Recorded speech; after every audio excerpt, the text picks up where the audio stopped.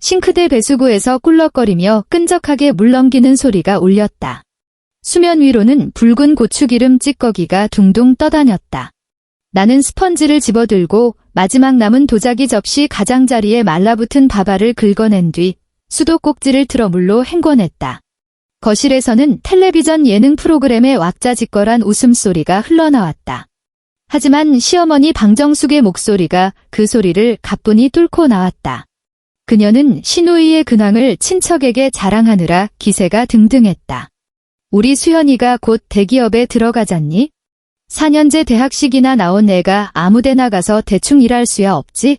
당연히 제일 좋은 곳으로 골라 가야지. 친척이 맞장구를 치자 화제는 어느새 또다시 나에게로 넘어왔다. 반쯤 열린 주방 미닫이문 너머로 익숙하게 목소리를 낮춰 깎아내리는 평가가 들려왔다.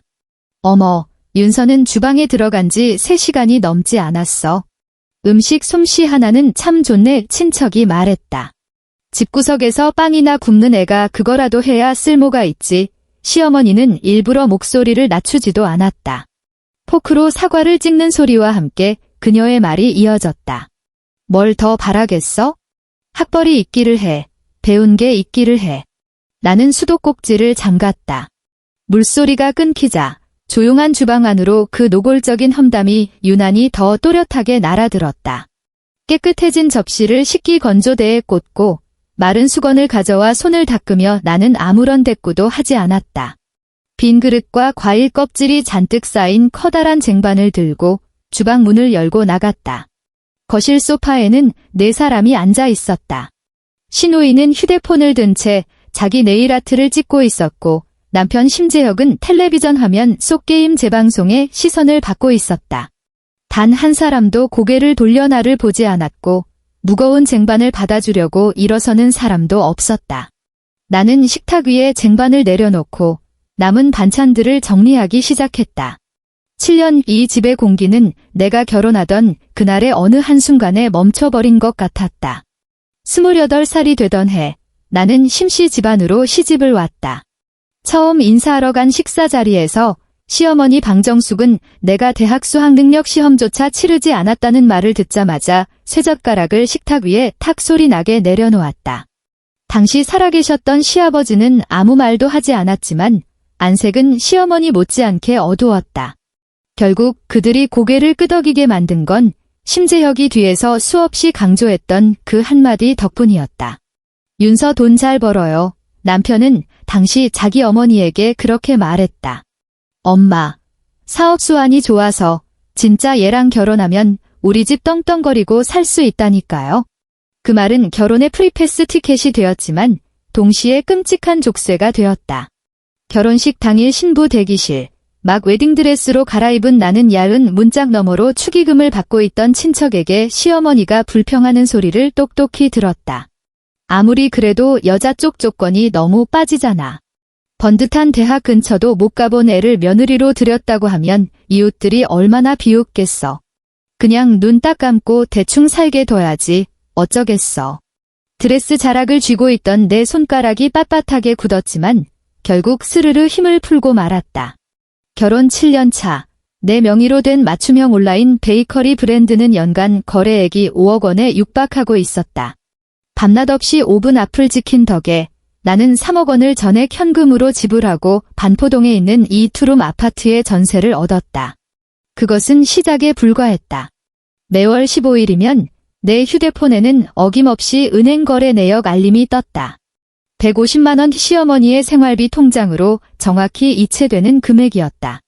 그 뒤를 잇는 건 남편 심재혁의 IT 자격증 학원비로 나가는 매 분기 80만 원이 그리고 지난 2년 동안 새 학기가 시작될 때마다 시누이 대학교 재무처에서 날아오는 등록금 고지서까지. 이 모든 돈은 빠짐없이 내 개인 계좌 하나에서 빠져나갔다. 7년 동안 격이 떨어져서 부끄럽다며 무시당하던 며느리는 말없는 이체 기록들을 통해 이 집안에 돈이 필요한 구멍이란 구멍은 모조리 메우고 있었다. 하지만 심씨 집안 사람들은 단 한 번도 이 돈이 어디서 났는지 묻지 않았다. 마치 서울시의 수돗물처럼 자신들을 위해 흘러나오는 게 당연하다는 듯 굴었다. 나는 마지막 남은 반찬들을 플라스틱 밀폐 용기에 쏟아붓고 뚜껑을 덮은 뒤 냉장고 맨 아래 칸에 밀어 넣었다. 냉장고 문을 닫자 압축기가 낮게 웅웅거리는 소리를 냈다. 차가운 문짝에 잠시 기대어 서 있는데 거실에서 시어머니가 남편에게 하는 말이 들려왔다. 재혁아, 가서 창문 좀 열어라. 주방에서 기름 냄새가 다 새어나오네. 이것이 이 집안에서 나의 위치였다. 목소리도 없이 전세금과 생활비를 갖다 바치는 보급형 현금 인출기. 2주일 뒤 어느 날 오후, 나는 작업실에서 다음 달 원자재 주문 내역을 확인하고 있었다. 그때 휴대폰 화면이 밝아지며 집 현관 도어록이 열렸다는 알림이 떴다. 보안 카메라를 확인하지 않아도 누구인지 알 수 있었다. 나를 제외하고 초인종을 누르지도 미리 전화를 걸지도 않은 채 자연스럽게 비밀번호를 누르고 반포동 집에 들어올 사람은 단 한 명뿐이었다. 1시간 뒤 집으로 돌아와 문을 열자 현관에는 신발이 아무렇게나 널브러져 있었다. 시어머니 방정숙은 외출복을 입은 채 겉옷도 벗지 않고 주방 냉장고 앞에 서 있었다. 그녀는 서랍을 층층이 열어젖히며 손가락으로 반찬통 가장자리를 꾹꾹 찌르고 있었다. 너 이것 좀 봐라. 뚜껑을 이따위로 닫아놓으니까 김치 냄새가 다 새어나오지. 냉장고 전체에서 쉰내가 진동을 하잖아. 현관문 열리는 소리를 듣고도 그녀는 뒤돌아보지 않은 채 목소리만 높였다. 어머니, 오셨어요. 나는 신발을 갈아 신고 현관장 위에 가방을 올려둔 뒤 주방으로 다가갔다. 내가 안 오게 생겼니? 시어머니가 획 몸을 돌렸다. 미간을 잔뜩 찌푸린 채 밀가루가 묻은 내 앞치마를 위아래로 훑어보았다. 나라도 안 오면 이 집구석에 사람 발이나 들여놓겠어? 그녀는 주방을 빠져나가 곧장 안방으로 들어가더니 옷장 문을 활짝 열어젖혔다. 내가 반듯하게 각을 맞춰 개어놓은 옷들이 칸마다 가지런히 쌓여 있었다. 그녀가 중간에 있던 스웨터 하나를 확 잡아채자 그 위에 있던 옷 2벌이 바닥으로 툭 떨어졌다. 어휴, 이 구겨진 꼴 좀 봐. 그녀는 스웨터를 탈탈 털어 침대 위에 휙 던졌다. 내가 목선은 안쪽으로 말아 넣으라고 몇 번을 말했니? 역시 가정교육을 제대로 못 받은 것들은 집안일 하나 깔끔하게 못해. 우리 재혁이가 밖에서 뼈 빠지게 일하고 돌아와서 이따위로 엉망인 집구석을 보면 기분이 나겠어? 나는 흐트러진 옷장을 바라보다가 앞으로 다가가 그 스웨터를 집어들었다. 다시 개어 놓겠습니다. 내가 말했다. 당연히 다시 개어야지. 시어머니는 창가로 다가가더니 손등으로 창틀 가장자리를 쓱 문지르고는 자기 손가락 관절을 들여다보았다. 여기도 좀 봐. 이렇게 비싼 집에 살면서 청소 하나 제대로 못하고. 재혁이가 성인군자니까 망정이지. 어느 집에서 너 같은 며느리를 감당하겠니? 그녀는 물 한 모금 마시지 않은 채 집 안을 휙 둘러보고는 헤집어 놓은 침대 위 옷가지들과 반쯤 열린 냉장고 서랍, 그리고 내 학벌에 대한 모욕적인 말 몇 마디만을 남긴 채 가죽 가방을 들고 현관으로 향했다. 다음 주 추석 차례 진에게 하루 일찍 와서 준비해라. 맨날 꾸물거리지 말고.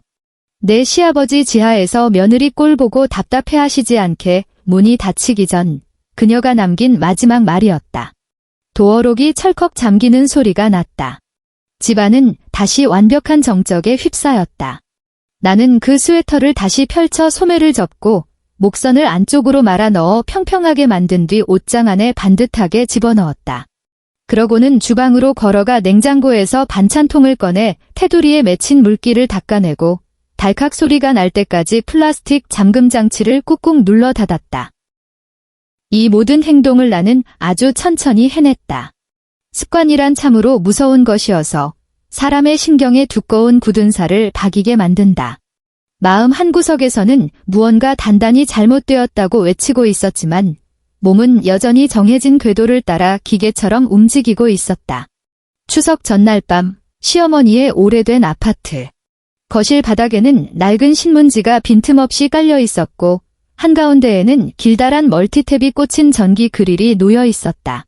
그 주변으로 썰어둔 애호박, 양념해둔 다진 고기, 동태포, 느타리버섯, 그리고 계란물이 담긴 5개의 커다란 스테인리스 양푼이 늘어서 있었다.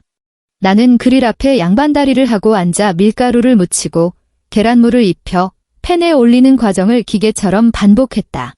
달궈진 프라이팬 위로 식용유가 튀며 지글지글 소리를 냈고 피어오른 기름 냄새는 순식간에 머리카락과 옷에 깊게 배어들었다. 추석 차례상에 올라갈 모둠전, 잡채, 갈비찜, 오색 나물까지 모든 건 내 손을 거쳐야만 했다. 지난 7년 동안 이 노동은 한치의 예외도 없이 오롯이 나 혼자만의 몫이었다. 몇 시간이 흐르자 무릎이 시큰거렸고 허리에서는 묵직한 통증이 밀려왔다. 다음 날 이른 아침, 본격적인 차례가 시작되기 전 거실이 서서히 소란스러워졌다. 시누이 심수현이 마침내 자기 방에서 나왔다. 갓 뽑은 가을 신상 투피스를 차려입은 그녀는 소파 한 구석에 앉아 휴대폰을 들고 대학 동기들과 영상통화를 하고 있었다. 응, 나 방금 일어났어. 오늘 집안 꼴이 말이 아니야? 친척들 들이닥치면 상대하는 것도 짜증나 죽겠어. 화면 속 시누이는 화사하게 웃고 있었다. 남편 심재혁은 반대편 1인용 소파에 앉아 고개를 숙인 채 스마트폰 화면만 쓱쓱 넘기고 있었다. 엄지손가락을 바쁘게 움직이던 그는 이따금씩 짧은 웃음을 터뜨렸다. 나는 그릴 앞에 꿇어앉아 뒤집개로 마지막 남은 느타리버섯전 몇 개를 뒤집었다. 불이 너무 세잖아. 시어머니가 갑자기 다가오더니 내 손을 찰싹 밀쳐내고 자신이 뒤집개를 빼앗아 전을 꾹꾹 눌렀다. 어휴, 정말. 가장자리는 태우지 말라고 내가 몇 번을 가르쳤니? 도대체 무슨 생각을 하길래 일하는 꼬락서니가 이 모양이야? 때마침 초인종이 울리고 어르신들과 친척 몇 분이 집 안으로 들어섰다. 시어머니는 즉시 사람 좋은 미소로 얼굴을 갈아 끼우고는 달려가 손님들의 선물을 받아 들었다. 친척의 시선이 상다리가 휘어지게 차려진 명절 음식에 가다차 시어머니는 기다렸다는 듯 허리를 꼿꼿하게 폈다. 아이고, 형님. 이거 다 준비하시느라 뼈가 빠지셨겠네. 한 친척이 감탄했다. 시어머니는 나를 힐끗 흘겨보고는 목소리를 높였다. 내 말이. 내가 하나부터 열까지 손에 쥐어주고 가르치지 않았으면 제가 이런 걸 할 줄이나 알았겠어? 이제야 겨우 사람 구실 좀 하네. 워낙 밑바탕이 없어서 내가 하나하나 다 떠먹여줘야 한다니까. 뒤집개를 쥔 내 손은 멈추지 않았다. 전을 뒤집고 꾹꾹 눌렀다. 기름이 지글거리는 소리가 친척들의 웃음소리를 덮어버렸다. 나는 고개를 푹 숙인 채 샛노란 튀김옷만 바라보며 뜨겁게 달아오른 팬의 테두리에 닿지 않게 조심할 뿐이었다. 2주일 뒤 어느 날 저녁, 막 식사를 마쳤을 때였다. 남편 심재혁이 숟가락을 내려놓고 냅킨을 뽑아 입을 닦았다. 그는 식탁에서 곧장 일어서는 대신 의자 등받이에 몸을 기대며 헛기침을 했다. 저기, 윤서야. 남은 국을 그릇에 모아 담던 나는 손을 멈추고 그를 쳐다보았다. 수현이가 말이야, 합정동 쪽에 카페를 하나 차리고 싶다네. 그는 적당한 핑곗거리를 찾으려는 듯 내 시선을 슬금슬금 피했다. 오늘 엄마가 슬쩍 지나가는 말로 하시더라고. 당신 빵 만들어서 번 돈, 은행에 처박아 두면 똥밖에 더 되냐고. 어차피 당신이 투자나 재테크 같은 거 잘 아는 것도 아니니까 그 돈 빼서 수현이 가게 내는데 보태주는 게 어떻겠냐는 거지. 그냥 가족끼리 동업한다고 생각하고. 국그릇 가장자리를 쥐고 있던 내 손가락에 서서히 힘이 들어갔다. 그릇 안에 찰랑거리던 국물이 미세하게 흔들렸다. 얼마가 필요한데? 내가 물었다. 생각보다 내 목소리는 차분했다. 1억, 내 말이 끝나기가 무섭게 그가 재빨리 대답했다. 초기 자본금이랑 첫 달치 상가 월세까지 해서. 당신도 요즘 시세 알잖아. 엄마가 그러시더라. 너도 명색이 이 집안 며느리인데 시누이 앞길 트이는 일에 그 정도는 당연히 도와야 하는 거 아니냐고. 나는 그를 가만히 응시했다. 그의 표정에는 미안함 따위는 찾아볼 수 없었다. 오히려 너무나도 당연하다는 듯한 뻔뻔함만 번뜩였다. 그들의 눈에 이 돈은 내가 밤낮이 뒤바뀐 채 수천 개의 케이크를 구워내며 피땀 흘려번 돈이 아니라 심씨 집안 사람들이 필요할 때면 언제든 빼다 쓸 수 있는 공용 창고의 쌈짓돈일 뿐이었다. 알았어. 은의 입에서 무미건조한 대답이 흘러나왔다. 남편은 안도의 한숨을 내쉬며 의자에서 벌떡 일어났다. 네, 그럴 줄 알았어. 당신 말 귀통하는 사람인 거 그럼 나 바로 엄마한테 전화한다. 그는 콧노래까지 흥얼거리며 거실로 향하더니 휴대폰을 들어 전화를 걸었다. 그의 뒷모습을 보며 나는 식탁 위에 놓인 내 휴대폰을 집어들었다. 주소록을 열어 회계사 친구 강도윤의 이름을 찾았다. 일말의 망설임도 없이 통화 버튼을 눌렀다. 도윤아, 나야. 전화가 연결되는 1초의 찰나. 나는 주방으로 들어가 미닫이 문을 꼭 닫았다. 정식으로 상업투자계약서 하나만 작성해줘. 그래, 투자자는 나, 피투자자는 심수현. 나는 계약서에 투자금 회수 조항, 월 단위 정산상환 일정표, 그리고 연대 책임을 묻는 위약벌 조항까지 낱낱이 명시할 작정이었다. 사흘 뒤 오후. 반포동 아파트 거실. 거실 테이블 위에는 클립으로 단단히 고정된 A4 용지 2묶음이 놓여 있었다. 강도윤이 작성한 조항은 빈틈없이 치밀했고 심지어 문서 맨 아래에는 작은 글씨로 특별 법적 주석까지 달아두었다. 시어머니, 시누이, 남편이 소파에 둘러앉아 있었다. 집안의 공기가 팽팽하게 당겨졌다. 시어머니는 서류를 집어들더니 내용물은 제대로 훑어보지도 않고 테이블 위로 쾅 소리가 나게 집어 던졌다. 서류 뭉치가 몇 뼘이나 미끄러지며 종이 마찰음을 냈다. 도대체 이게 무슨 수작이냐? 시어머니가 나를 노려보며 소리쳤다. 가족끼리 일 좀 같이 해보자는데 이딴 종이 쪼가리는 왜 들이밀어? 시누이를 도둑놈 취급하는 것도 아니고 이게 무슨 짓거리야? 도대체 어디서 이딴 잔머리를 굴리는 걸 배워먹었어? 시누이 심수연도 입술을 삐죽 내밀며 억울하다는 듯 남편을 쳐다보았다. 오빠, 새언니 지금 뭐 하는 거야? 내가 무슨 큰 거 바란 것도 아니고 가게 하나 열겠다는데 사람을 무슨 사기꾼 취급하잖아. 남편이 미간을 찌푸리며 내게 목소리를 낮춰 말했다. 윤서야, 그만 집어넣어. 엄마 화나셨잖아. 나는 집어넣지 않았다. 오히려 몸을 앞으로 숙여 테이블 위에 놓인 결제 펜을 집어들고는 뚜껑을 열어 서명란 옆에 올려두었다. 어머니, 피를 나눈 형제 사이일수록 돈 계산은 확실히 해야 하는 법입니다. 나는 시어머니의 눈을 똑바로 쳐다보았다. 1억 원은 결코 적은 돈이 아니에요. 이 계약서에는 상환 주기가 명시되어 있고 만약 매장 운영이 제대로 되지 않으면 저는 언제든 투자금을 회수할 권리가 있습니다. 이건 제 최소한의 방어선입니다.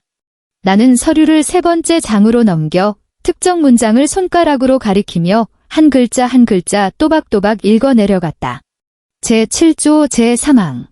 투자자가 기대 이하의 경영 상태를 발견하거나 자금 횡령 정황을 포착할 경우 30일 전 서면 통보만으로 무조건적인 전액 투자금 회수 절차에 돌입할 수 있다.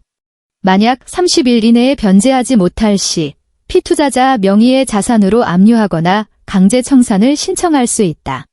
낭독을 마친 나는 펜을 시누이 쪽으로 쓱 밀어주었다. 사인하지 않으시면 내일 1억 원은 입금되지 않습니다. 나는 시누이를 똑바로 쳐다보았다. 이 집안에서 그나마 남은 알량한 자존심이라도 챙기실 건지 아니면 당장 합정동 상가 계약할 돈을 받으실 건지 아가씨가 결정하세요. 소파 위로 죽음 같은 정막이 내려앉았다. 시어머니의 얼굴은 시뻘겋게 달아올랐고 숨을 헐떡이며 당장이라도 가장 표독스러운 악담을 퍼부으려는 듯 가슴을 들썩였다. 하지만 결국 합정동의 그럴싸한 카페 사장 자리라는 유혹이 너무나도 컸다.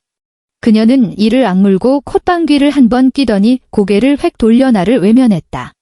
시누이는 벌벌 떨리는 손으로 펜을 집어들고 서류 맨 뒷장에 심수현, 이름 석자를 휘갈겨 썼다. 남편 역시 보증인 자격으로 아주 못마땅한 표정을 지으며 서명했다. 나는 세 사람의 서명을 꼼꼼히 확인한 뒤 서류를 천천히 모아 파일철 안에 집어넣었다. 내가 이렇게 뒤로 물러설 구멍을 만들어둔 건 이번이 처음이 아니다. 내 진심이 그들에게 한 번도 닿지 않았다는 걸 나는 너무나도 잘 알고 있었으니까. 그 후 3달 동안 합정동 가게는 눈코 뜰 새 없이 바쁜 개업 준비 기간에 돌입했다.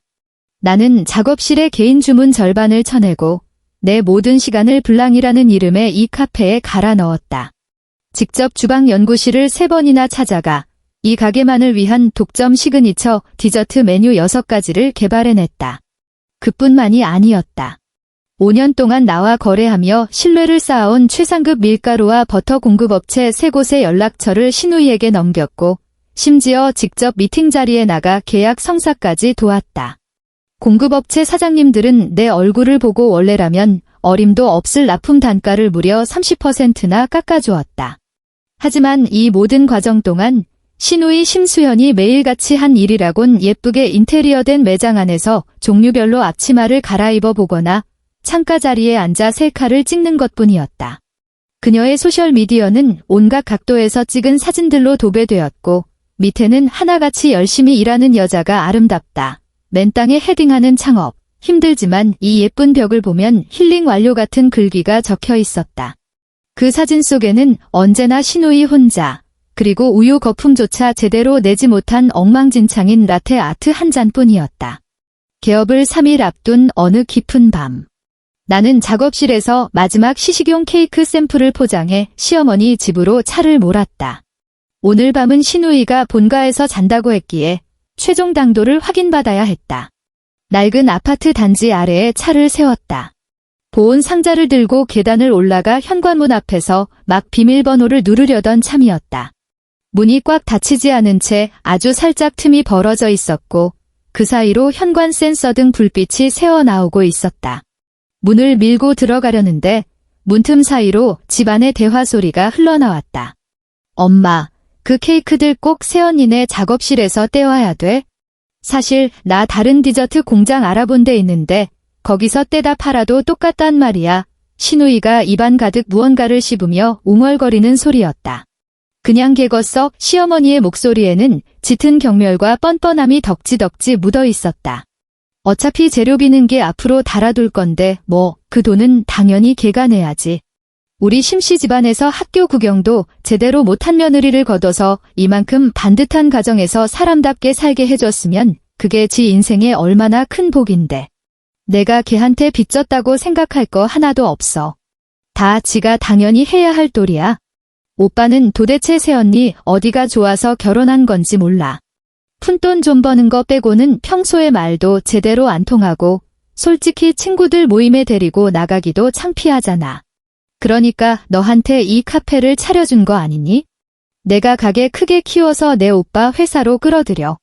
이 집안은 어찌됐든 우리 핏줄이 번듯하게 나서서 체면을 세워야 해. 그런 여자는 그냥 쥐 죽은 듯이 뒷바라지나 하면 되는 거야. 복도의 센서 등이 툭 하고 꺼졌다. 나는 완벽한 어둠 속에 덩그러니 서 있었다. 초겨울의 한기가 복도 창문 틈을 파고들어 내 목덜미를 때렸다. 내 손은 여전히 문을 밀어젖히려던 자세에 그대로 굳어 있었고 보온 상자 손잡이가 손가락 관절을 파고들어 찌릿한 통증이 느껴졌다. 나는 문을 열지 않았다. 거칠게 숨을 몰아쉬지도 않았다. 그저 조용히 몸을 돌려 발소리를 죽인 채 계단을 한 칸 한 칸 걸어 내려갔다. 차에 올라탔을 때 차 안은 얼음장처럼 차가웠다. 나는 운전대를 바라보다가 차 키를 꽂아 돌렸다. 심야의 고요한 아파트 단지 안으로 묵직한 엔진 배기음이 울려 퍼졌다. 그릇 안에 물이 갈수록 요동치고 있었다. 하지만 아직 끓어넘칠 때는 아니었다. 나는 차창 유리에 맺힌 서리가 물방울로 변에 주르륵 흘러내리는 것을 가만히 지켜보았다. 다음 날 아침, 나는 평소와 다름없이 합정동 카페로 새 디저트 샘플을 배달했다. 내 말투는 평소와 티끌만큼도 다르지 않았다. 모든 것이 매끄럽게 돌아갔다. 카페가 정식으로 문을 여는 개업식 날, 하늘은 보기 드물게 맑았다.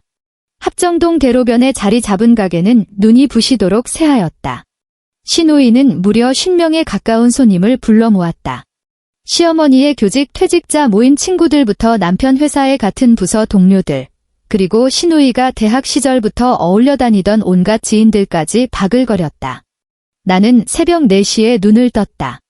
홀로 작업실에 나가 이틀 전부터 준비해둔 치즈케이크와 마카롱, 과일 타르트를 고급스러운 종이 상자 50개에 일일이 나눠 담았다. 그리고 그 무거운 상자들을 내 차 트렁크로 끊임없이 실어날랐다. 가게에 도착했을 때는 아직 동도 트지 않은 새벽이었다. 나 혼자 그 많은 상자를 다 옮기고 쇼케이스 조명을 켠 뒤 케이크를 하나하나 각 맞춰 진열했다. 과일 타르트의 단면이 조명을 받아 가장 먹음직스러운 윤기를 내도록 각도를 조절하고 커피 머신의 스팀 밸브와 워터 펌프까지 꼼꼼하게 점검했다. 오전 10시가 되자 손님들이 하나둘씩 모여들기 시작했다. 홀 안에는 경쾌한 음악이 흘렀다.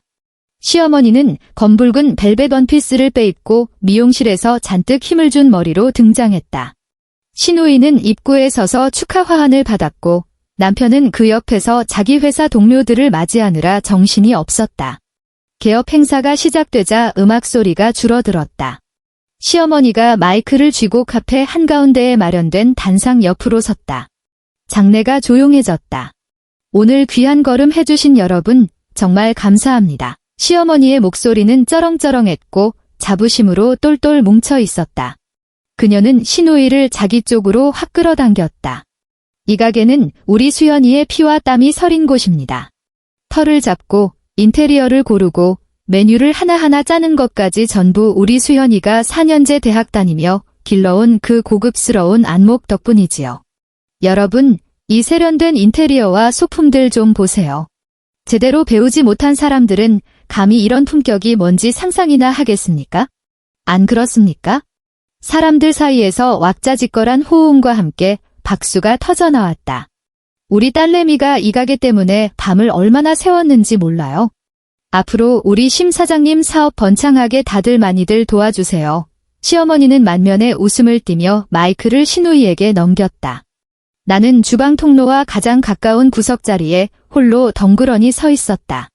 앞치마에 묻은 슈거 파우더를 두 손으로 조용히 털어냈다. 행사가 끝나고 손님들이 디저트를 맛보기 시작했다. 나이가 지긋한 손님 한 분이 작은 접시를 들고 치즈케이크를 한 입 맛보더니 눈을 번쩍 빛냈다. 그녀는 사람들을 해치고 디저트 테이블 쪽으로 다가왔고 마침 케이크 스탠드를 정리하고 있던 나를 발견했다. 어머, 이거 너무 맛있는데 어디서 납품받는 거예요? 아니면 가게에서 직접 굽나? 솜씨가 장난이 아닌데 이거 누가 만든 거예요? 그녀가 들뜬 목소리로 물었다. 내가 입을 떼어 막 대답하려던 찰나였다. 엄청난 악력이 내 왼쪽 팔뚝을 꽉 낚아챘다. 시어머니가 어느새 득달같이 달려와 블라우스 천을 뚫고 내 살까지 파일 정도로 손톱을 세워 쥐고 있었다. 그녀는 손님들의 눈을 피해 나를 주방 통로 구석의 사각지대로 거칠게 끌고 갔다. 우리는 손님들에게 보이지 않는 뒤쪽 복도까지 밀려났다. 주변엔 커피콩의 쓴내와 칠한 지 얼마 안 된 페인트 냄새가 진동했다.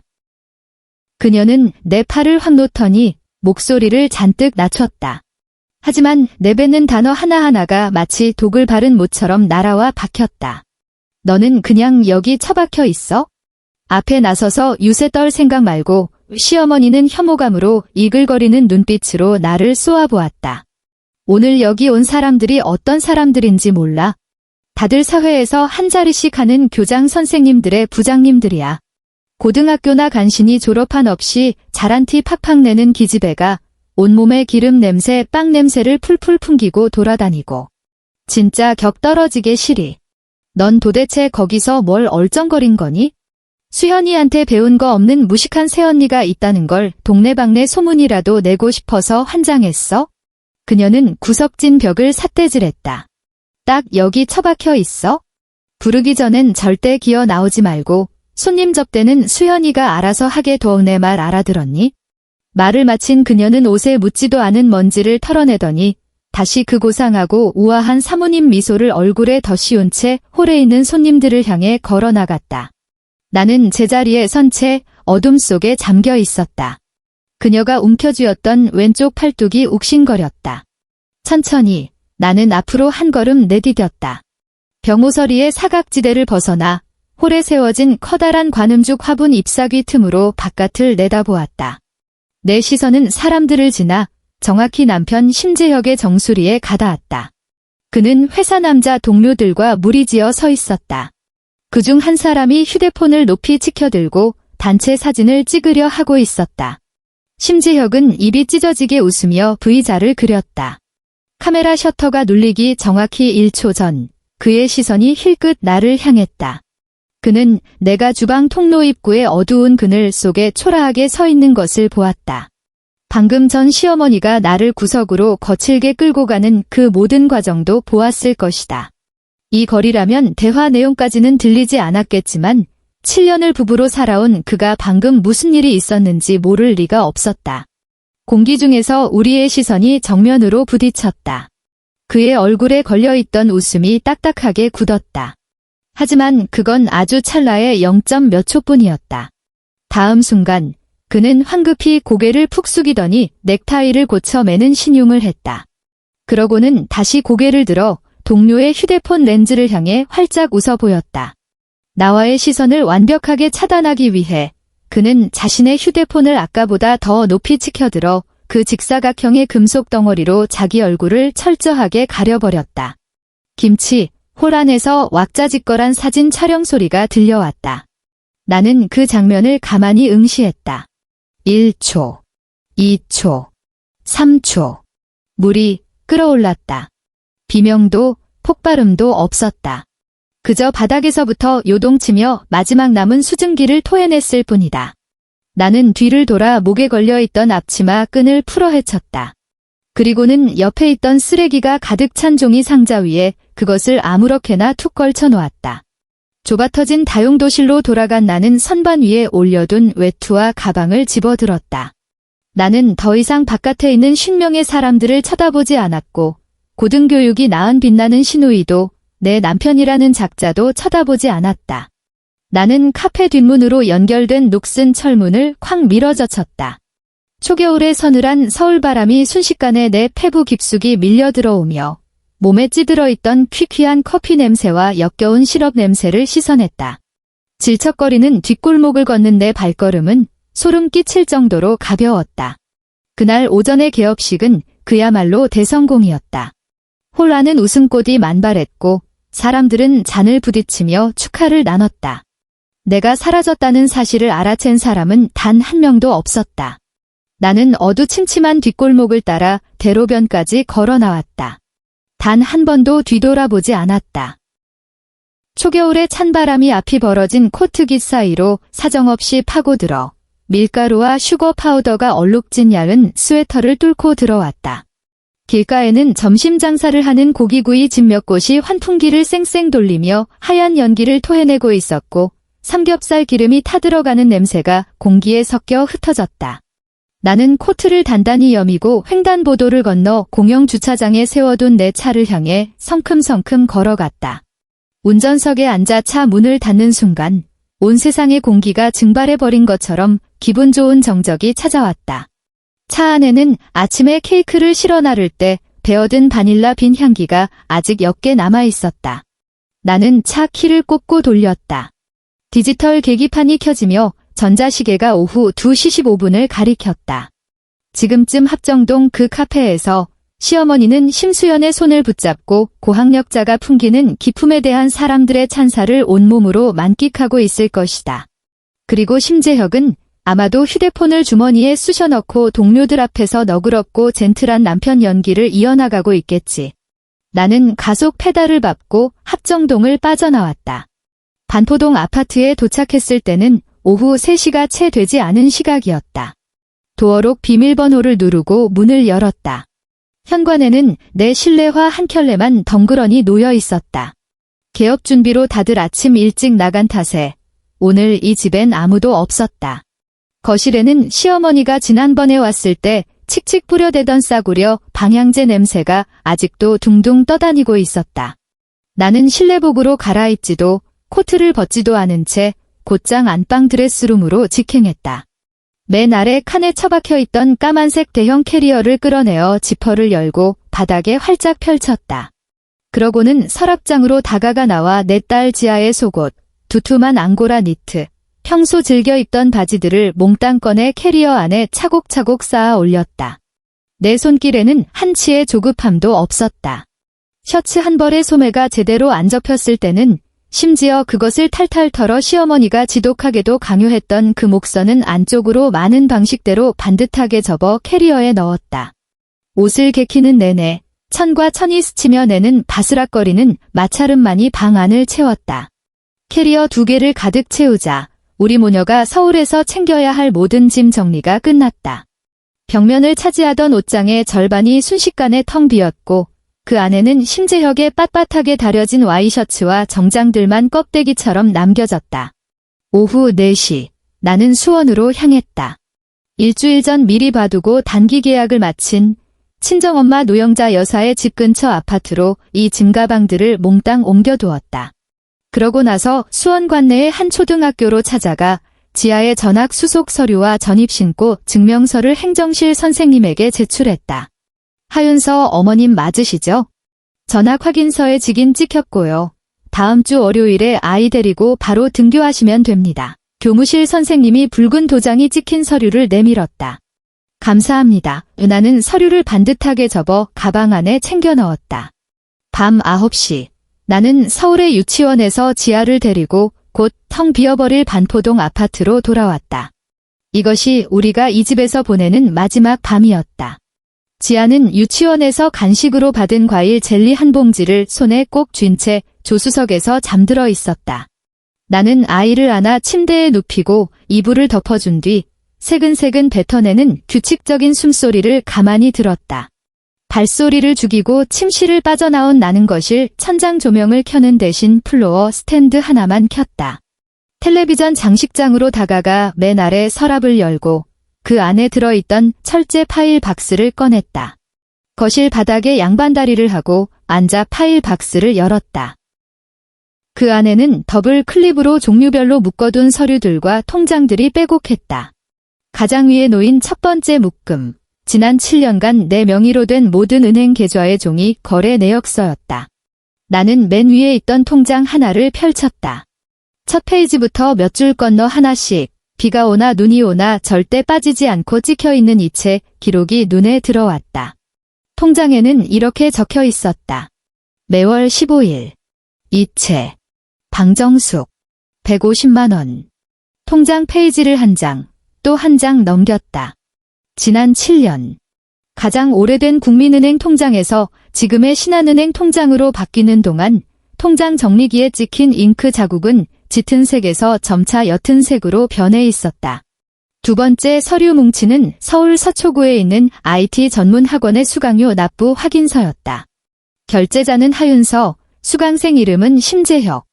영수증 한 장당 80만 원에 두툼하게 쌓인 이 영수증들을 다 합치면 쓸만한 중고차 한 대는 거뜬히 살 수 있는 금액이었다.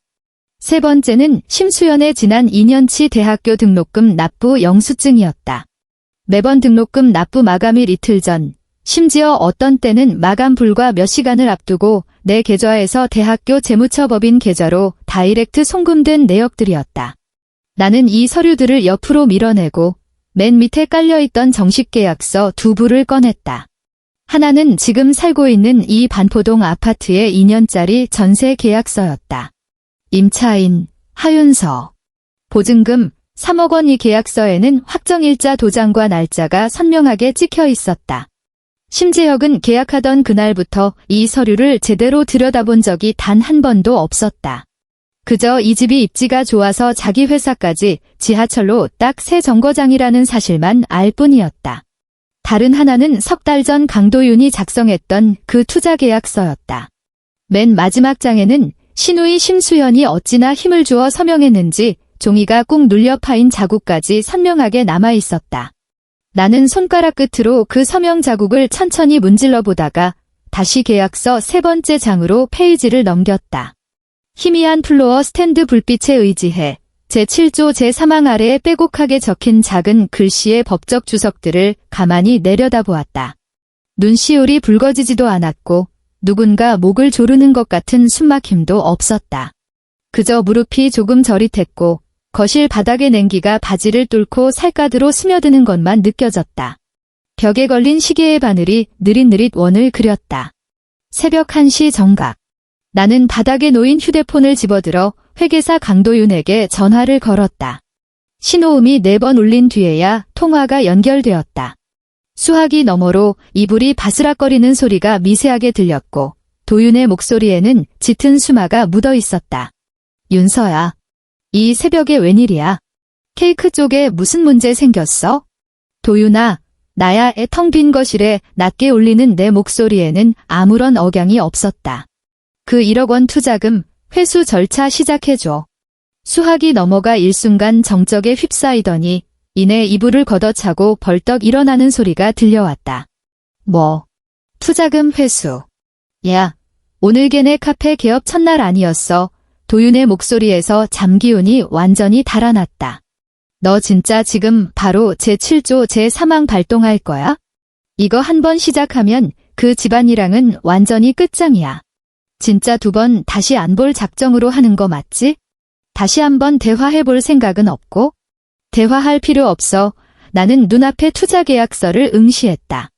계약 조항에 따라 투자자가 기대 이하의 경영 상태를 발견했으니 즉시 집행해.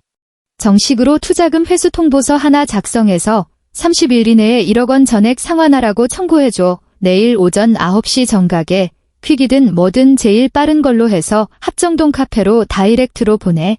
무조건 본인이 수령하게 만들고. 도윤은 한참 동안 말을 잇지 못했다.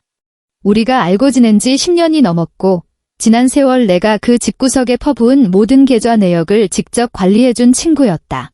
그녀는 이 1억 원이라는 돈이 내가 뜨거운 오븐 앞에서 어떤 대가를 치르며 푼푼히 모은 것인지 그 누구보다 잘 알고 있었다. 알았어, 도윤이 대답했다. 그녀의 말투는 어느새 공과 사를 구분하는 전문가의 건조함으로 바뀌어 있었다. 내일 아침 8시까지 전자문서 초안 내 메일로 보낼 테니까 확인해. 9시 정각에 서울 시내 당일 특급 배송으로 꽂아 넣는다. 내친 김에 걔들 명의 자산 강제 청산할 후속 법적 서류도 미리 준비해둘까? 일단 통보서부터 보내. 강제 집행은 그 인간들이 30일 뒤에 이 돈을 토해낼 수 있는지 없는지 보고 나서 결정할 거니까? 그래. 너 오늘 밤은 어디서 자는 거야? 도윤이 조심스레 물었다. 반포동 거실. 짐 정리하고 있어? 내일 아침 일찍 나갈 거야. 전화를 끊고 나는 모든 통장과 계약서, 영수증들을 시간 순으로 다시 가지런히 정리해 파일 박스 안에 넣었다. 달칵 하고 금속 잠금 장치가 맞물리는 소리가 났다. 자리에서 일어난 나는 그 파일 박스를 내 커다란 가죽 가방 안에 챙겨 넣었다. 그러고 나서 주방으로 걸어갔다. 칼꽂이에서 나리 선식칼 하나를 뽑아 들고 가스레인지 뒷벽으로 다가갔다. 기름이 튀는 것을 막기 위해 예전에 내 손으로 정성껏 붙여두었던 단열 은박지의 가장자리를 칼끝으로 조금씩 뜯어냈다. 이걸 굳이 챙겨갈 필요는 없었지만 내가 이곳에서 아등바등 살아왔던 그 알량한 흔적조차 단 한 줌도 남겨두고 싶지 않았다. 다음 날 오전 9시. 서울은 여전히 출근길 정체의 꼬리 물기로 몸살을 앓고 있었다. 나는 반포동 거실 소파에 고요히 앉아 있었다. 짐을 싼 캐리어는 이미 현관에 내놓은 상태였다. 지아는 카페트 위에 엎드려 스케치북에 색칠 공부를 하고 있었다. 나는 휴대폰을 들어 주소록 첫 번째에 저장된 번호로 전화를 걸었다. 여보세요? 반포동 1204호 집주인 박 여사님 맞으시죠? 안녕하세요. 세입자 하윤서입니다. 수화기 너머로 중년 여자의 건성인 대답이 들려왔다. 어머, 하대기네. 웬일이에요? 또 뭐 보일러라도 고장났어? 아니요, 사모님. 저희 2년 전세 계약이 이제 3달 뒤면 만기잖아요. 오늘 정식으로 통보드리려고 연락드렸습니다. 저희는 계약 연장 안 하고 방 뺄 겁니다. 내 말의 속도는 일정했고 발음은 흐트러짐 없이 또렷했다. 주택임대차보호법에 따라 계약 만료 3개월 전 해지 통보는 합법적인 절차입니다. 3달 뒤 만기일에 맞춰 전세 보증금 3억 원 준비해 주시고 계약서에 명시된 제 명의의 계좌로 입금해 주시기 바랍니다. 뭐라고요? 방을 빼겠다고요? 집주인의 목소리가 단박에 8옥탑으로 튀어올랐다. 아니, 거기가 살기가 얼마나 좋은데 방을 빼요? 내가 지난달에 재혁 씨 마주쳤을 때 연말에 회사에서 승진할지도 모른다고 떵떵거리더니만. 도대체 어디로 이사를 가려고 이래요? 갑자기 안 살겠다고 통보하면 요즘 같은 불경기에 당장 현금 3억을 싸들고 올세 세입자를 내가 어디서 구하라고.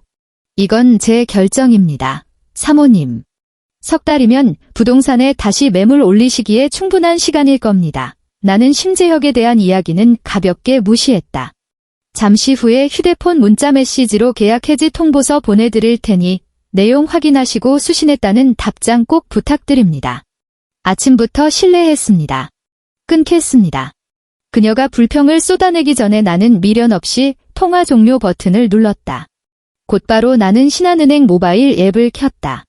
지문을 인식시켜 로그인한 뒤 자동이체 관리 페이지로 들어갔다. 화면 위로 익숙한 내역 몇 줄이 떠올랐다.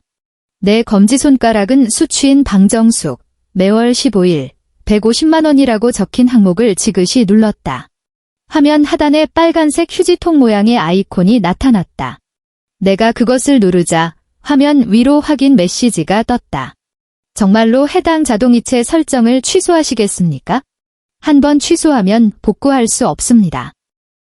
나는 망설임 없이 확인을 눌렀다. 빨간색 아이콘이 흔적도 없이 사라졌다.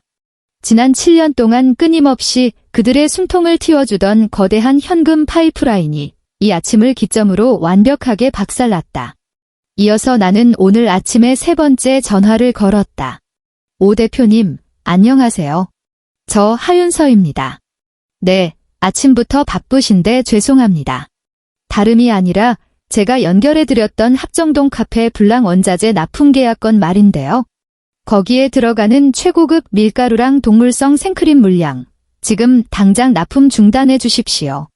이번 달 물량뿐만 아니라 향후 예정된 모든 발주를 전면 취소하겠습니다. 수화기 너머에서 오 대표가 헉하고 숨을 들이켜는 소리가 났다. 하 사장님, 아니, 갑자기 이러시면 어떡합니까? 그 가게 어제 막 개업한 참이잖아요. 게다가 하 사장님이 요구하신 납품 물량이랑 단가 맞춰드리려고 저희 쪽에서도 생산 라인 하나 풀로 돌려서 재고 다 쌓아놨단 말입니다. 이렇게 갑자기 발주를 끊어버리시면 이건 명백한 일방적 계약 파기 아닙니까? 위약금은 제 명의로 된 작업실 다음 달 결제 대금에서 제해 주십시오. 제가 전부 책임지겠습니다. 내 시선은 현관문이 손잡이에 머물러 있었다. 합정동 계약건, 애초에 제 개인 신용을 담보로 제가 직접 보증인 서명을 해서 성사된 납품권이었습니다. 저는 지금 계약 당사자의 권한으로 즉시 협약을 해지하는 겁니다. 오늘 그쪽으로 배송 출발한 발로나 코코아 파우더랑 동물성 생크림 2상자도 절대 하역하지 마시고 기사님께 그대로 차 돌려서 회수하라고 전해주십시오. 하, 알겠습니다. 딴 사람도 아니고 하 사장님 본인이 직접 이러시니 어쩔 수 없죠. 위약금은 우리가 같이 거래해온 세월이 얼만데 그냥 없던 걸로 치겠습니다. 그나저나 그 카페 점장이라는 아가씨는 오늘 아침에도 물건 빨리 보내달라고 득달같이 전화로 난리를 치던데 오 대표가 난처한 듯 투덜거렸다. 배려해주셔서 감사합니다, 대표님. 앞으로 제 작업실 발주권은 변함없이 잘 부탁드리겠습니다. 전화를 끊었다. 나는 폐부 깊숙이 숨을 들이마셨다. 집안은 벽에 걸린 시계의 초침 소리가 들릴 정도로 적막했다. 거실 테이블 위는 메모지 한 장 남기지 않고 말끔하게 치워져 있었다. 냉장고 안에 남아있던 그깟 반찬 조가리들도 어젯밤 음식물 쓰레기 봉투에 몽땅 쏟아 부어내다 버린 지 오래였다. 엄마, 우리 이제 외할머니 댁으로 가는 거야. 지아가 색연필을 내려놓고 고개를 들어 나를 바라보았다. 그럼 나는 다가가 아이의 작은 손을 잡았다. 할머니 댁 가서 커다란 고양이 보자꾸나. 오전 10시. 나는 딸의 손을 잡고 커다란 캐리어 2개를 끌며 지난 2000여일 동안 드나들었던 이 현관문을 빠져나왔다. 도어록이 삐리릭 하는 익숙한 기계음을 내며 잠겼다. 나는 문을 쾅 닫고 나가지도 않았고 구구절절 원망이 적힌 쪽지 따위를 남겨두는 촌스러운 짓도 하지 않았다. 나는 내 돈 3억을 들여 마련했던 이 공간에서 아주 서서히 그리고 티끌 하나 없이 완벽하게 내 존재를 지워버렸다. 모든 것은 합법적이었고 절차에 한치의 어긋남이 없었다. 내 차가 수원을 향하는 고속도로에 진입했을 때 조수석에 던져둔 구형 휴대폰 화면이 번쩍 빛났다. 강도윤이 보낸 문자 메시지였다. 화면에는 통보서 수령 완료라는 짤막한 문장이 떠 있었다. 나는 차창을 손가락 2마디 정도 폭으로 열었다. 서늘한 바깥바람이 차 안으로 밀려 들어왔고 운전대를 쥔 내 손에 기분 좋은 서늘함이 번졌다. 지난 7년 만에 처음으로 나는 숨을 쉬기 위해 애쓰지 않아도 된다는 사실을 온몸으로 느끼고 있었다. 그리고 사흘째 되는 날 아침. 수원의 공기는 서울보다 한층 더 메마르고 차가웠다. 나는 지아를 새 학교 병설 유치원에 데려다주고 임대한 아파트로 돌아왔다. 지난 며칠 동안 나는 7년을 꼬박 썼던 그 낡은 휴대폰의 전원을 아예 켜지 않았다.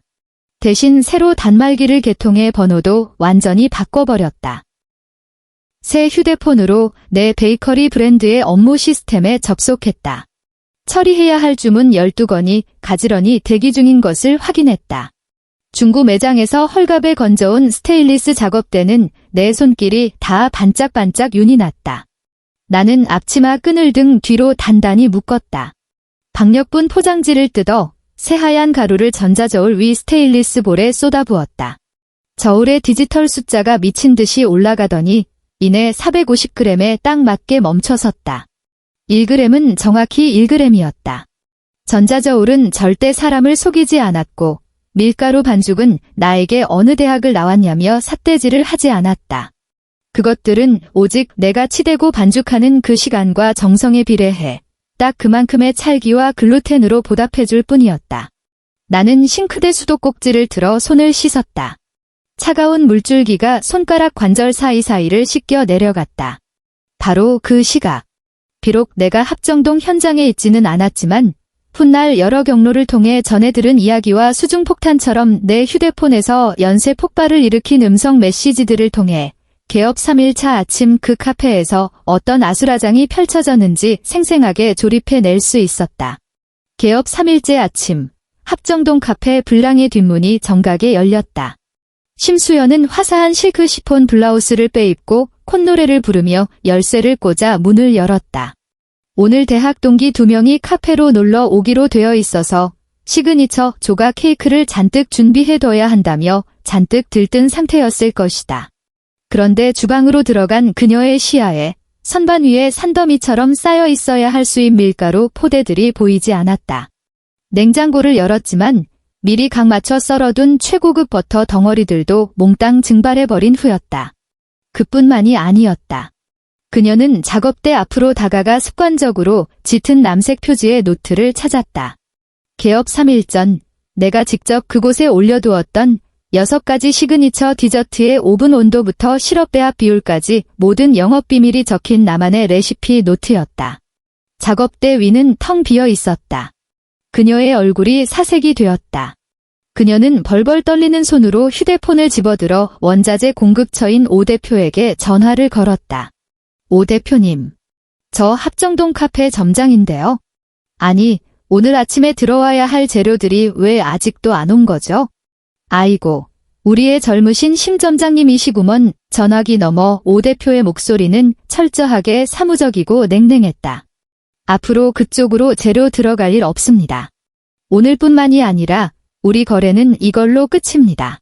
당신 새언니인 하 사장님이 본인 신용담보로 체결했던 납품 계약을 어제부로 직접 전면 파기하셨거든요. 우리가 그 말도 안 되는 파격가에 최상급 물건 대준 것도 순전히 하 사장님 체면 봐서 해준 겁니다. 만약 시중가 그대로 쳐서 계속 물건 받고 싶으시면 일단 석 달치 선급금부터 일시불로 꽂아 넣으시고 다시 얘기합시다. 일방적인 거래 중단 통보를 받고 전화조차 끊지 못해 얼빠진 상태로 서 있을 때 카페 정문 우편함에 퀵기사가 누런 서류 봉투 하나를 쑤셔 넣고 갔다. 심수현이 홀린 듯 봉투를 뜯었다. 그 안에는 강도윤 회계 사무소에서 발송한 내용 증명, 급의 투자금 회수 통보서가 들어있었다. 새하얀 종이 위에 찍힌 시커먼 글씨들, 그리고 그 뒤로 그녀가 콧방귀를 뀌며 성질껏 휘갈겼었던 바로 그 계약서의 사본이 첨부되어 있었다. 서류의 내용은 단호했다. 피투자자 심수현에게 통보한다. 귀하가 계약서 제7조 제3항을 위반한 정황이 확인되어 오늘을 기점으로 30일 이내에 투자금 1억 원 전액을 상환할 것을 요구한다. 기한을 넘길 시 귀하 명의의 카페 설비 일체, 상표권, 그리고 개인 계좌에 대한 강제 재산 가압류 절차가 즉각 집행될 것이다. 그 순간 그녀가 목숨처럼 여겼던 명문대 출신의 고상함, 서울 번화가 카페 사장님이라는 그 알량한 체면 따위가 종이 한 장에 갈기갈기 찢겨 나갔다. 그녀는 내 레시피 없이는 단 하나의 디저트도 구워낼 능력이 없었고 당장 밀가루를 떼올 도매상 연락처 하나 알지 못했다. 개업 3일차 오전 10시. 첫 손님들이 예쁜 카페 외관을 배경으로 사진을 찍기 위해 유리문 밖을 서성거릴 때 심수연은 사시나무 떨듯 떨리는 손으로 카운터 밑에서 A4 용지 한 장을 꺼냈다. 그러고는 두꺼운 매직으로 삐뚤빼뚤하게 임시 휴업이라는 글자를 적어 내려갔다. 그녀는 그 종이를 유리문에 덕지덕지 붙이고 문을 안에서 굳게 걸어 잠갔다. 그러고는 카운터 바닥에 웅크리고 주저앉아 울부짖으며 시어머니 방정숙에게 전화를 걸었다. 바로 이 며칠 동안 무음으로 설정해둔 내 구형 휴대폰은 수원의 아파트 서랍맨 깊숙한 곳에서 홀로 맹렬한 폭풍우를 받아내고 있었다. 마침내 12건이 주문량을 모두 쳐내고 갓 구운 솔티드 캐러멜 파운드 케이크를 고급 포장 상자에 얌전하게 담아낸 뒤 나는 손을 깨끗이 씻고 방으로 들어갔다. 서랍에서 시댁과의 연결고리인 그 낡은 휴대폰을 꺼내 전원 버튼을 꾹 눌렀다. 화면이 켜지고 통신사 로고가 채 다 뜨기도 전에 부재중 전화라는 새빨간 알림창이 둑이 터진 것처럼 쏟아져 들어왔다. 총 98통. 목록 가장 꼭대기에 쌓인 첫 30통은 전부 시어머니가 건 것이었다. 첫 번째 남겨진 3분짜리 음성 메시지를 재생하자마자 쇳소리가 섞인 표독스러운 목소리가 스피커를 찢을 듯이 흘러나왔다. 이 미친년아.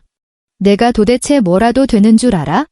감히 우리 심씨 집안에 이딴 짓거리를 해?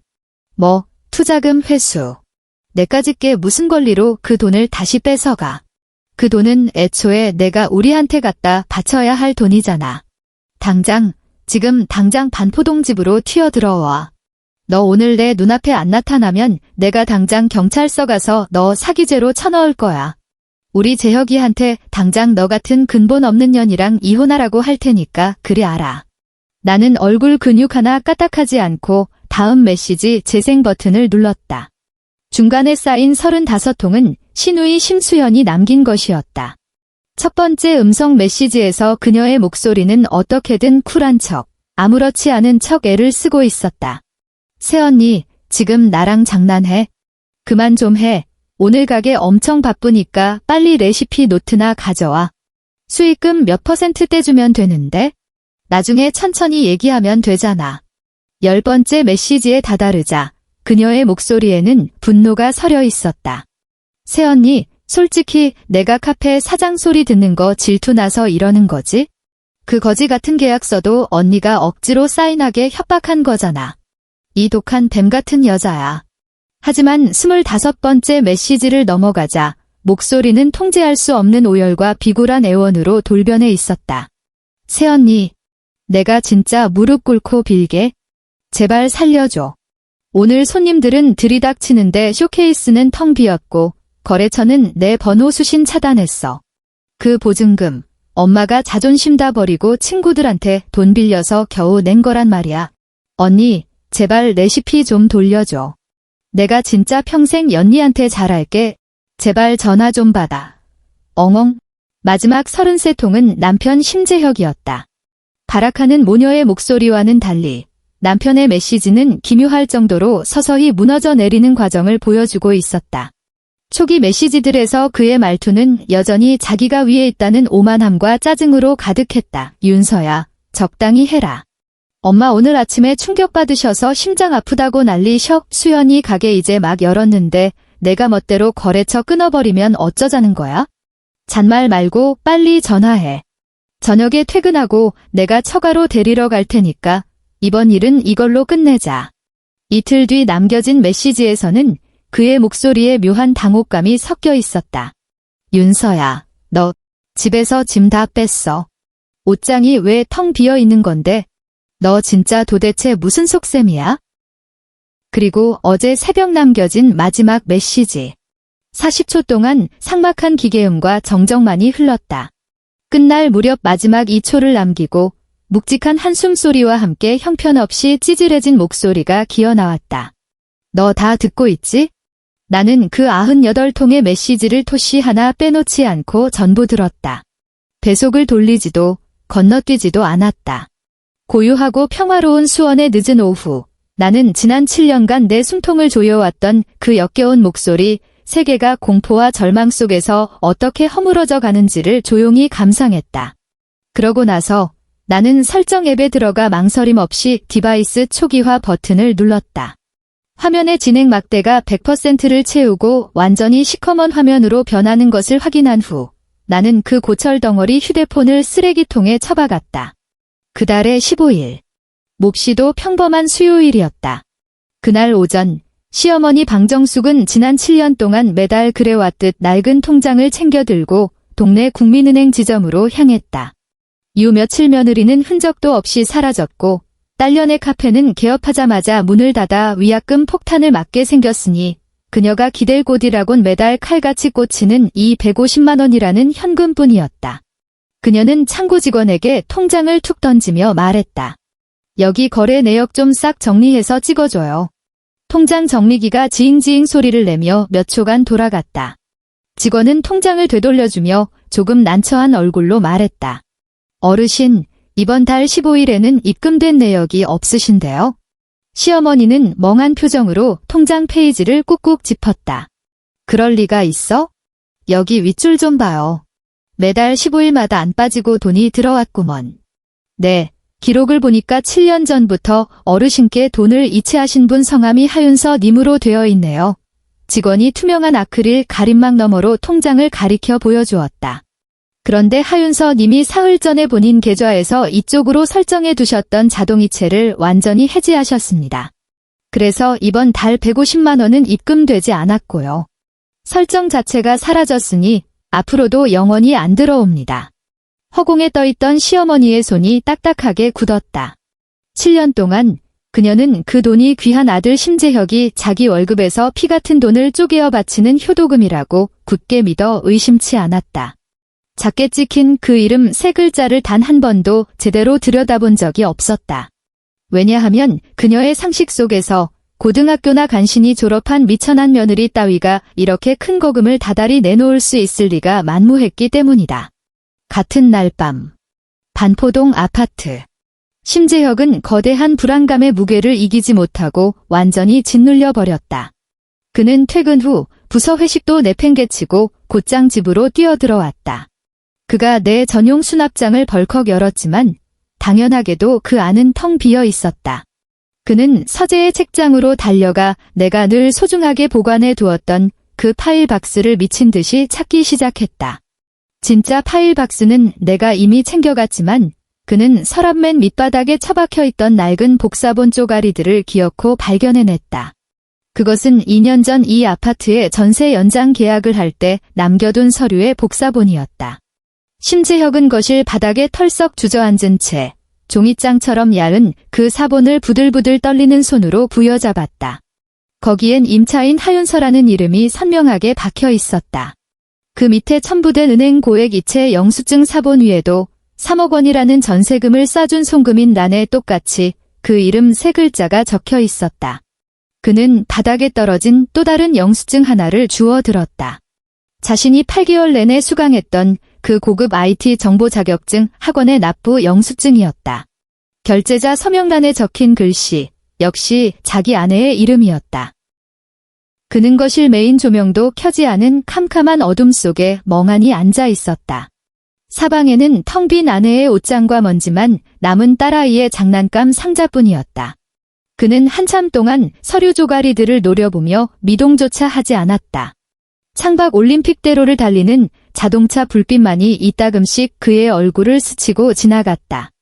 대충 살아, 제 돈 잘 벌어라는 한없이 가벼운 말로 7년 동안 덮어두었던 끔찍한 진실이 저녁 식사도 따뜻한 국물도 없는 이 차가운 밤에 그 잘난 가족이라는 허울의 밑바닥을 가장 처참하게 까발리고 있었다.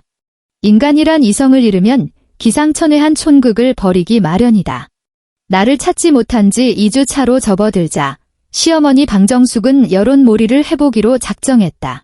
그녀는 서울에서 규모가 아주 큰 대형 맘카페에 가입해 분노의 폭로 글을 장문으로 쏟아냈다. 게시글 제목에는 새빨간 글씨로 이렇게 적혀 있었다.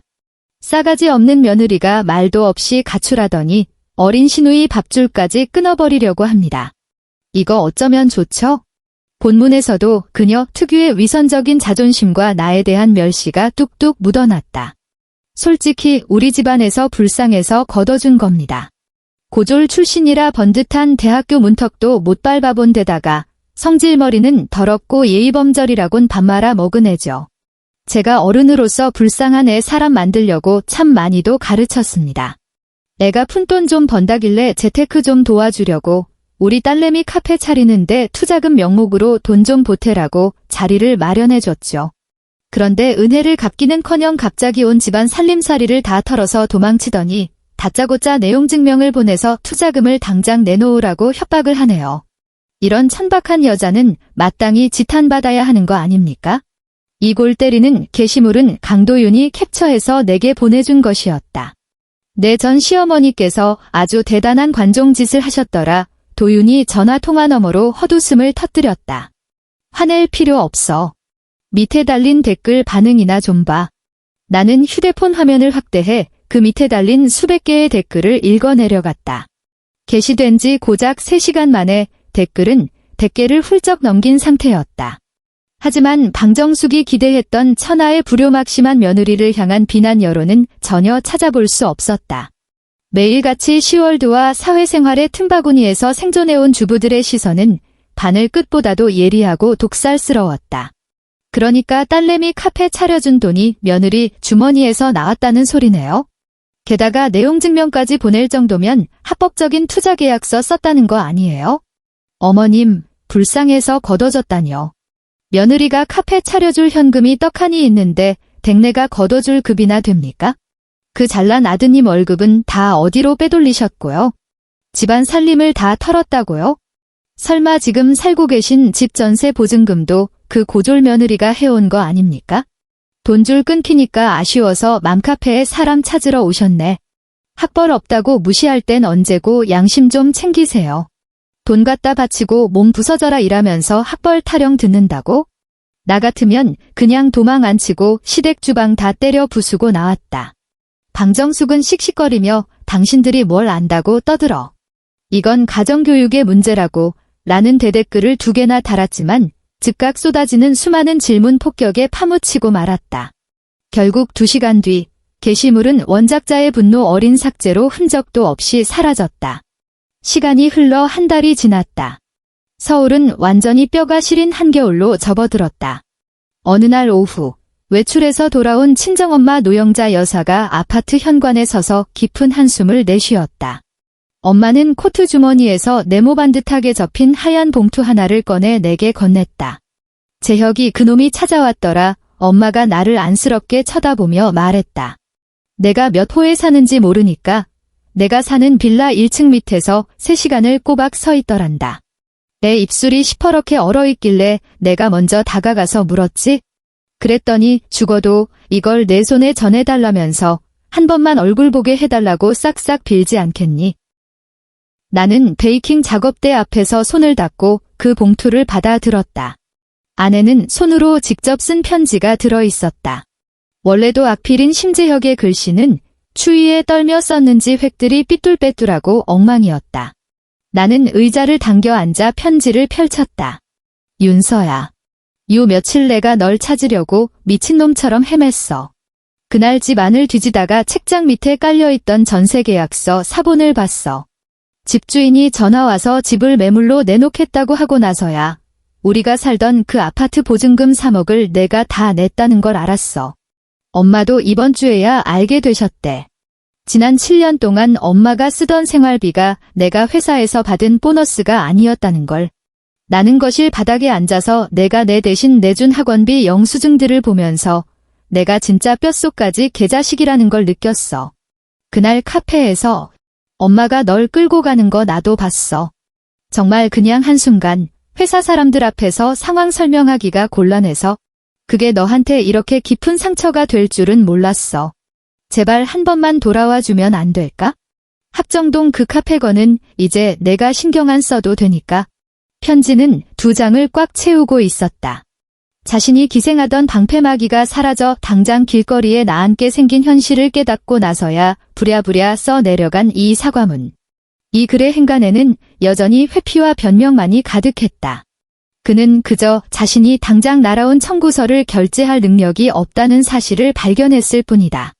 나는 편지를 원래의 주름대로 정성껏 접어 봉투 안에 다시 밀어넣었다. 그 어떤 감정의 동요도 없었고 심장 박동수조차 단 한 번 빨라지지 않았다. 친정엄마는 여전히 걱정스러운 눈빛으로 나를 바라보았다. 이 편지엔 뭐라더냐? 사돈어른이 그날 그냥 말실수로 험한 소리 좀 한 거 가지고 왜 이러냐며 우는 소리를 하던데. 윤서야, 너희 그냥 흔하게 말다툼 좀 한 거 아니었니? 나는 편지 봉투를 테이블 모서리 쪽으로 쓱 밀어버렸다.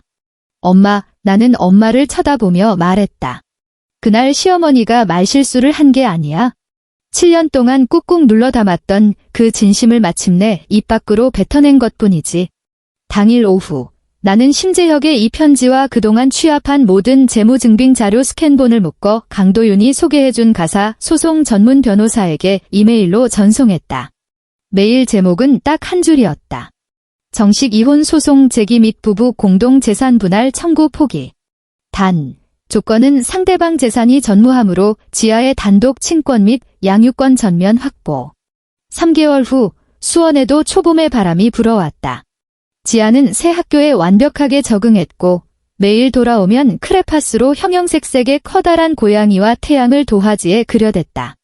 서울 시댁이라는 밑 빠진 독에 부어대던 자금을 끊어버리자 내 수중의 현금 흐름은 놀라울 정도로 빠르게 회복되었다. 그동안 오직 온라인으로만 주문을 받던 내 베이커리 브랜드는 드디어 수원 중심가에 40평짜리 상가를 얻어 오프라인 매장을 냈다. 지난달 내 이름을 건 첫 번째 베이커리 스튜디오가 정식으로 간판을 달고 영업을 시작했다. 투명한 통유리창, 눈이 부시게 밝은 주방 구역, 최신형 상업용 대용량 오븐이 다 구워졌다고 알리는 경쾌한 알림음. 그것은 이 세상에서 가장 확실하고 정직한 소리였다. 나를 깎아내리는 멸시도, 뻔뻔한 명령도, 숨막히는 투명 인간 취급도 없는 곳. 서울 쪽의 법적 절차는 모두 끝을 맺었다.